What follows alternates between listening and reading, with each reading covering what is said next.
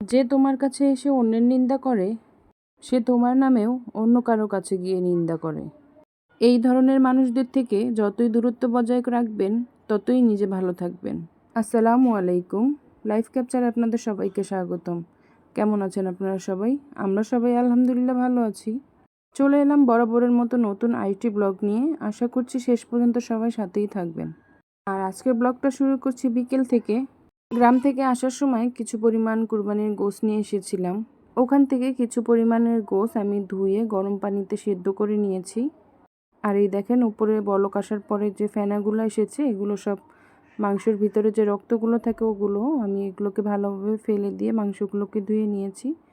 আর এই যে এগুলো হচ্ছে গরুর চর্বি। পুরো গরুতে এই পরিমাণের চর্বি এসেছে। আমরা আর কাউকে এই চর্বিগুলো দেইনি, কারণ কাউকে একটু গোশত দিতে গেলে ওখানে যদি চর্বি থাকে তাহলে জিনিসটা আমার কাছে ভালো লাগে না। তাই আমি আর এই চর্বিগুলো কাউকে দেইনি। চর্বিগুলোকে আমি খুব ভালোভাবে ধুয়ে নিয়েছি। ধুয়ে এখন চুলায় দিয়ে কিছুক্ষণ রাখার পরে আপনি আপনি এই তেলগুলো বের হয়ে আসবে। আমার যখন বিয়ে হয় তখন আমার শ্বশুরবাড়িতে ফ্রিজ ছিল না। তখন আমার বিয়ের পর আমি দেখি আমার শাশুড়ি ঠিক এইভাবেই মাংস প্রসেস করে রাখতো। তার থেকে এই রান্নাটা আমার শেখা। চর্বিগুলো থেকে তেলটা বের হওয়ার পরে আমি তেলগুলো ছেঁকে নিয়েছি। নেওয়ার পরে আমি তেলটা অর্ধেক করে নিয়েছি। নিয়ে আমি এখানে অনেকগুলো গরম মশলা দিয়েছি। আস্ত গরম মশলা, এলাচি, দারচিনি, তেজপাতা, বড় এলাচ, গোলমরিচ, সাথে দিয়েছি শুকনো মরিচ, আদা রসুন বাটা আর পরিমাণ মতো লবণ দিয়ে নিয়েছি। আমার এই ভিডিওটা স্কিপ হয়ে গেছে। তারপর চুলার আঁচ লো করে আমি মাংসগুলোকে খুব ভালোভাবে ভেজে নিয়েছি। আমার শাশুড়ি যখন এই মাংসগুলোকে কুরবানির সময় প্রসেস করে রাখতেন, উনি লবণ বা গরম মশলা এগুলো কিছু ব্যবহার করতেন না, কারণ পরে আবার এই মাংসগুলো রান্না করা হতো। আর এখন তো ঘরে ঘরে একটা দুটো করে ফ্রিজ, এখন আর এইভাবে মাংস সংরক্ষণ করা হয় না ওইভাবে। কিন্তু জান্নাতের বাবার কাছে আর আমাদের কাছে এই মাংসটা খেতে খুবই ভালো লাগে। তাই এখানে আমি এই মশলাগুলো অ্যাড করে মাংসটা ভেজে নেই। বিশ্বাস করুন, এই মাংস ভাজাটা আর ডাল হলে আমাদের ঘরে আর কিছুই প্রয়োজন হয় না।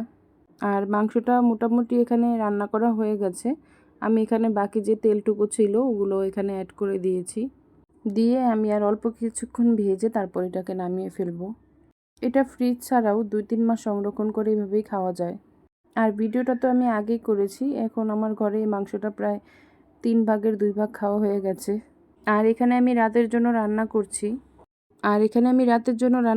এখানে 2-3 রকমের মাছ আছে। গ্রামে থাকতে যে মাছগুলো ধরা হয়েছিল আমি ওখান থেকে কিছু মাছ নিয়ে এসেছিলাম। এগুলো হচ্ছে সেই মাছ। মশলা কষিয়ে আমি মাছগুলোকে দিয়ে খুব ভালোভাবে কষিয়ে নিয়েছি। এখানে আমি আজকে মাছগুলো মূলা দিয়ে রান্না করব। এগুলো হচ্ছে ছোট ছোট মূলা।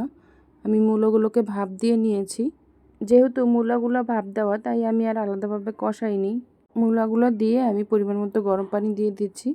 আর পাশের চুলোতে আমি চিংড়ি মাছ দিয়ে পুঁই শাক দিয়ে রান্না করব। আর এই চিংড়ি মাছগুলো আমি গ্রাম থেকেই কিনে নিয়ে এসেছিলাম। আর এতক্ষণ যাবৎ যারা আমার ভিডিওটি দেখছেন কিন্তু একটি লাইক দেননি, প্লিজ একটি লাইক দিয়ে আমার ভিডিওটি দেখা কন্টিনিউ করুন। আপনার দেওয়া একটি লাইক আমার ভিডিওটি আরও অনেকের কাছে পৌঁছে দিতে সাহায্য করবে। আর যারা আজকে নতুন আমার ভিডিও দেখছেন, আমার ভিডিওর কোনো অংশ যদি আপনাদের কাছে ভালো লেগে থাকে তবে আমার চ্যানেলটি সাবস্ক্রাইব করে আমার সাথেই থেকে যেতে পারেন এবং আমার আজকের ভিডিওর ভালো এবং মন্দ দিকগুলো আমাকে কমেন্টস করে জানাতে পারেন। আর এখানে আমি চিংড়ি মাছগুলো কষানোর পরে পুঁই শাকগুলো দিয়ে দিয়েছি। আর আমি গ্রাম থেকে আসার সময় আমার ছোটো ননদ আমাকে এই পুঁই শাকগুলো দিয়েছিল। ঢাকা বসে আমি আজকে সবটাই গ্রামের মাছ আর তরকারি রান্না করলাম।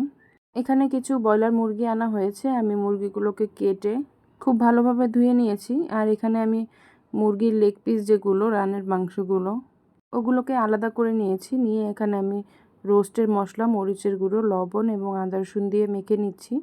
যেহেতু ব্রয়লার মুরগি সরাসরি রান্না করলে ভালো লাগে না, আর আমার ঘরের ব্রয়লার মুরগি রান্নাটা খুব কম খায়, তাই যখনই আনা হয় আমি পুরোপুরিভাবে প্রসেস করে ডিপ ফ্রিজে রেখে দিই। এই মুরগিটা আমি 2 বক্স করে রেখে দিচ্ছি। এটা দিয়ে আমি মুরগি রোস্ট বা মোরগ পোলাও দুটোই রান্না করতে পারবো। আর অর্ধেকটা পরিমাণ মাংস আমি এখানে নিয়ে নিয়েছি। আর এই মাংসগুলোকে খুব ভালোভাবে কেচে নিয়েছি। এখানে আমি পরিমাণ মতো লবণ, আদা রসুন বাটা, মরিচের গুঁড়া, হলুদের গুঁড়া এবং গরম মশলা গুঁড়া দিয়ে ভালোভাবে মেখে নিচ্ছি। আমি এখানে অল্প পরিমাণ লেবুর রসও ব্যবহার করেছি, ভিডিওটা স্কিপ হয়ে গেছে।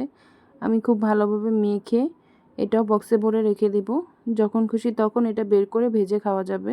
আর বাকি চিকেনটা থেকে আমি এখানে অর্ধেকটা পরিমাণ চিকেন নিয়ে নিয়েছি।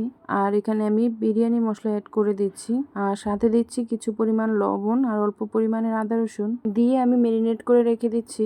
আর এটা আমি বিরিয়ানি রান্নার জন্য রেডি করে রাখছি। এখানে আমি কোনো রকমের টক দই ব্যবহার করছি না, কারণ এই মাংসটা আমি আবার যখন রান্না করব তখন ভেজে নিব। আর এখানে আমি মুরগির বুকের কিছু মাংস আলাদা করে নিচ্ছি ফ্রোজেন আইটেম তৈরি করার জন্য। আর এগুলো হচ্ছে মুরগির পাখাগুলো, এগুলোকে আমি চিকেন ফ্রাই মশলা দিয়ে মেখে রেখে দিচ্ছি। আমার বাসায় উইংসগুলো সবাই ফ্রাই করে খেতেই পছন্দ করে।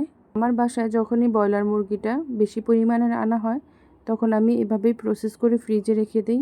একদিন একটু কষ্ট করলে পরে কয়েকদিন একটু ঝামেলামুক্ত থাকা যায়। যারা এতক্ষণ যাবৎ ধৈর্য ধরে আমার ভিডিওটি দেখছেন তাদেরকে অসংখ্য ধন্যবাদ জানিয়ে আজকের জন্য বিদায় নিচ্ছি। আসসালামু আলাইকুম।